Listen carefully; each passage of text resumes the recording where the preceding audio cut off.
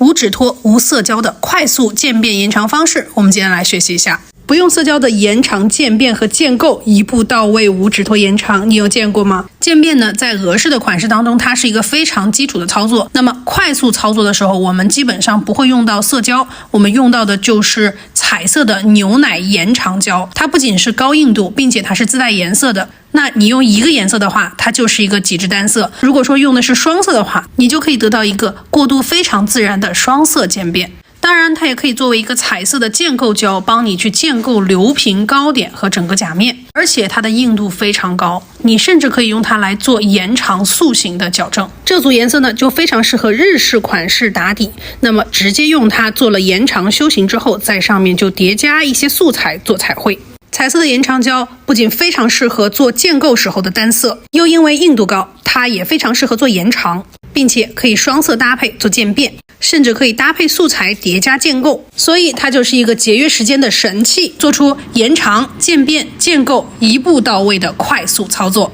好的，接下来我们来看一下如何不用色胶，只用延长胶快速集单。好的，我们来看一下这个本甲的情况。手指侧过来的时候，我们可以看到它的指尖的位置是凹进去的，有一点点下钩的感觉，它的甲背是凹凸不平的。前置处理之后，刻膜、底胶全部做好，我们直接用这个草莓奶昔的色号给它整个指甲做一层建构。先薄涂一遍找范围注意指尖位置一定要包裹住它，然后我们取1号目标色草莓奶昔给它做建构。这步在做建构的同时，在指尖位置的凹陷一定要填平。铺胶后呢，换取会拐弯的拉线笔，我们来调整一下高点，让它的高点位于甲床的中心点。调整好了之后，我们来照灯60秒。这里需要科普一个知识点，是固化热。这款胶呢，由于它是延长胶，它的硬度比较高，所以它是有固化热的。那么我们来分析一下固化热产生的原因有哪些，以及怎么样去避免。胶的固化呢，是靠紫外线灯的光波与胶里面的光引发剂产生的固化反应，而固化呢，它是一个放热的过程。引起固化热比较明显的原因呢，有以下几个方面。第一个是固化的反应速度越快，它的固化热就越明显。第二个是铺胶铺的越厚，它的固化热也就越明显。第三个是硬度越硬的胶，固化热也会越明显。第四个是如果要求固化热很低，那么固化的速度就会略微慢一点，同时呢它的浮胶也会偏多，那么就需要擦浮胶。俄麦的瓶装流平胶就属于这一类，固化热比较低，但是它需要擦浮胶。但是呢，瓶装流平胶有一个非常大的特点，是它的透明度非常非常的高。好，那么来继续说到固化热，很多偏透明的胶它的固化热也都比较明显，尤其是延长胶。基本上多数的延长胶都有固化热，所以控灯它是作为一个专业美甲师的基础操作和基本技能。作为这款彩色的延长胶来说，因为它带颜色，它的颜色遮盖了它的透明度，所以就需要提升它的固化反应速度，从而提高它快速照干的能力。因此它会有一点点的固化热，所以需要各位同学去控灯。那么控灯指的是在胶发热之前我们停止照灯，这样的话它的余温散去，再去进行照灯就不会发烫了，这样就不会影响顾客的美甲体验了。所以说有时候我们不能一味的追求没有固化热，那么它可能其他方面的性能就会减弱。好的，接下来我们来继续观看实操部分。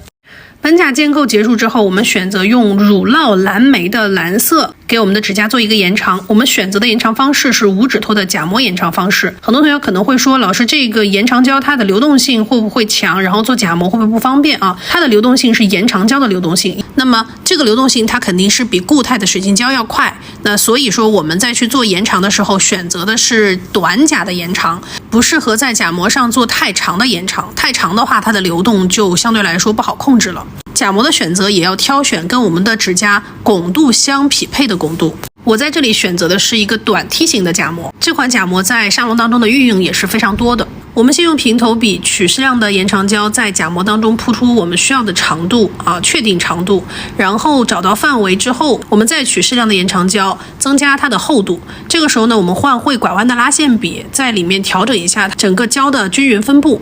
这样子基本上就差不多了。甲膜呢，我们也要选择大一个号的甲膜，至少要包裹住你的两边侧线。好，接下来我们就可以上甲膜了。以45度角，就是指尖稍微抬一点点像我们去做这个高位半贴一样的，往我们的甲床后缘后1/4处贴服，然后关注侧线的位置不要下钩了包裹住整个指甲，指尖不要下钩，不要往下用力压，然后这个样子固定好，让客人帮你拿手持灯固化一下你的甲床那个位置，就是用一字灯去固化甲床的位置啊。甲床衔接处固化5-6秒左右，我们翻过来去调整一下底下，看一下衔接的位置有没有空胶或者是堆胶啊，我们需要去稍微调整一下。所以前面我们刚刚说了，在去压这个指尖的时候，千万不要去用力下压，否则的话就会出现溢胶，溢胶就不太好处理了。但是它如果说出现缺胶，我们是可以再增加一点点厚度的，调整成像这样的衔接就可以了。然后我们转过来，延长胶由于有流动性，你在倒置的过程中可能会导致两边出现这个空缺，那我们就可以拿小笔填去一点点胶，去拉一下两边的侧线，把两边的空余的地方给它补齐。你在练习的过程中肯定会遇到这种情况，但是这边告诉大家另外一个操作方法，就是我们用手持灯固化的时候，稍许把两边也稍微固化一点点，那么这个时候再翻过来的话，基本上大多数胶属于半固化状态，它就不会出现流动性了。那这边是给到大家更多的技能参考。如果你觉得两边的胶量不够的时候，也可以通过刚刚的方法进行填补。好的，接下来照灯60秒后，我们去掉假膜。指尖位置的假膜，我们左右两边轻轻晃动一下，那么就可以把它很轻易的去掉了。假膜去掉之后，擦掉浮胶，然后我们来修一下这个形状。我们拿打磨头去把阶梯的位置给它去找平一下，转速是15左右。主要是打磨的阶梯位置，让我们后缘粉色部分的建构胶与现在蓝色部分的建构胶形成无缝的衔接就可以了。然后接下来我们用180目的锉条，这一步我们用的锉条不用太粗，因为它整个形态都已经有了，我们只需要去把它拉一下直线啊，甲沟两侧的溢胶或者是多出来的这个不平滑的地方给它拉掉，甲床直面给它稍微过一过，让它保证直线就可以了。主要就是打框架当中的直线。假膜的好处就是它顶部的形状几乎不需要再去怎么修行了，它的大体形状都有了，所以只需要拉直线，保证4个面它是直线就可以了。上下都扫一下粉尘，来看一下底部的衔接也是 OK 的，如果有少许溢胶自己可以打一下啊。好，粉尘擦干净啊，95度酒精清洁一下甲面，然后我们用硬式封层来一个后建构，薄涂一遍找范围，然后取适量的硬式封层置于后缘，轻轻的拖动胶珠到指尖，在拖动的过程中注意不要去接触甲面，我们轻轻拖动胶球的顶部即可啊，多余的胶珠我们可以去掉，然后换会拐弯的拉线笔，把胶体均匀分布在整个甲面上。然后我们来倒置找一下高点。好的，倒置回来之后，我们来看一下它的灯柱，它的灯柱已经相对比较平滑了。然后我们来去照灯，照灯的话是2个60秒，2个60秒的照灯时间可以使得封层的分子排列更加紧密，让封层的亮度更高，并且耐磨性更好。